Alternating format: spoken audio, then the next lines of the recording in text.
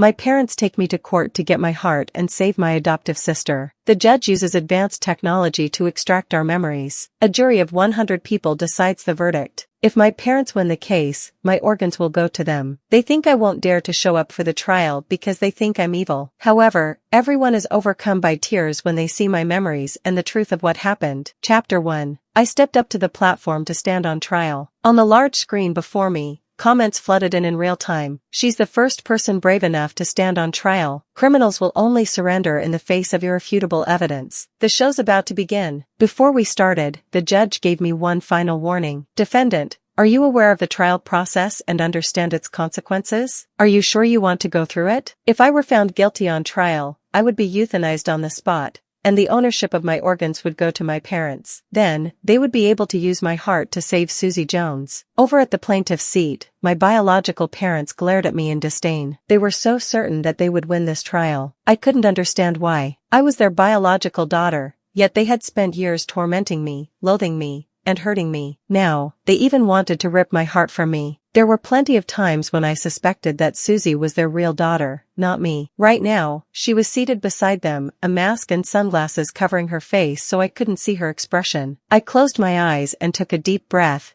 then looked at the judge with determination. Let us begin. The judge turned to the plaintiff's bar. Plaintiffs, are you aware that the trial? Before he could finish, Mom interrupted shrilly. We are her parents. How could we possibly lose this case? Just hurry up and get this over with. Susie doesn't have time to waste. And so the trial started. The first charge was brought against the defendant: refusal to fulfill her familial obligations, neglecting her bedridden father, and selfishly indulging in a decadent lifestyle. On the screen, my mother wiped tears from her eyes as she described the details of the charge. Our family was not well off. My father worked tirelessly to put me through school and college, yet when he fell gravely ill, I refused to see him, using the excuse that I was busy with school. I failed to send money for his medical expenses, which caused him to sustain a permanent disability in his left leg. OMG, how cruel. Such an ungrateful brat. What a waste of education. The comments were brutal. The screen showed how my mother kept calling me, even bringing my disabled father to college to look for me,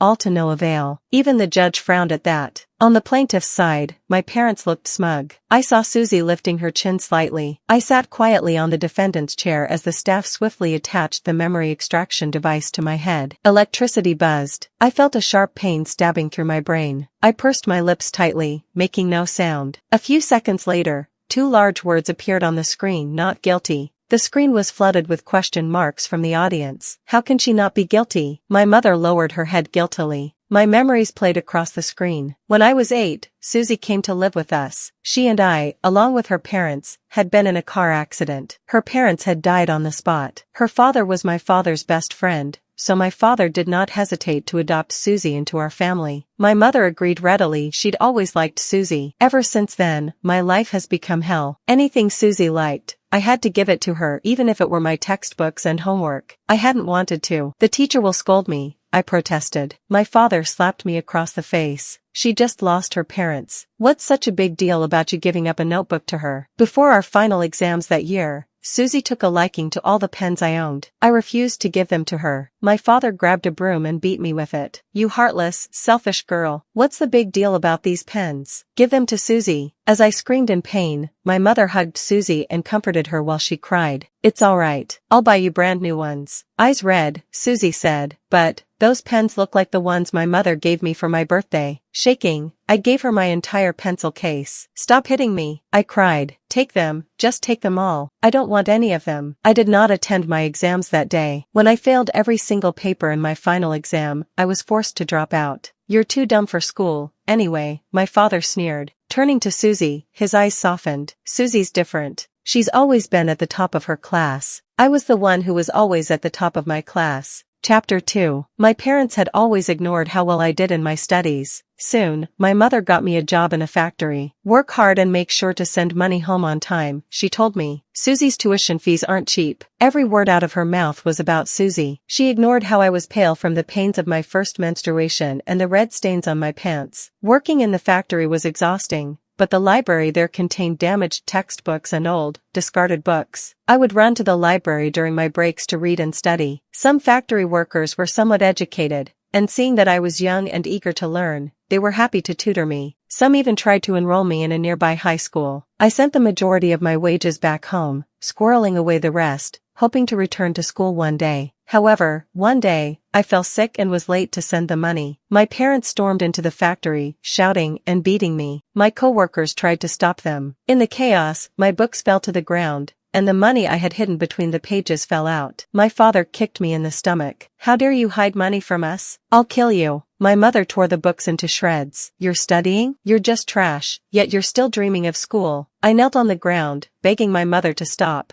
"Please, Mom, don't do this. These aren't even my books. I had to borrow them." My father slapped me. "How dare you talk back? Your mother can do whatever she wants. You're wasting money on nonsense instead of using it where it matters." They tore my books apart, threw them into water, and stomped on them. They searched my dormitory, taking all of my money. They left nothing for me. Before leaving, my mother snarled, "If you have so much free time, go get another job. Susie needs money for her extracurricular classes." I had nothing left. My parents, entirely focused on Susie, never stopped to think about how I would eat or clothe myself without any money. The books were utterly destroyed. I couldn't return them, so I had to take on part-time jobs to earn money and pay back their value. One of the jobs was at a construction site, doing odd tasks and manual labor. It was even more grueling than the factory. One time, I dropped a whole bucket of cement because it was too heavy, and I was weakened from my menstruation pains. The foreman shook his head when he saw this and told me that I shouldn't work there anymore. I fell to my knees and begged tearfully, "I can do better. Please give me another chance." The foreman sighed and tried to help me up,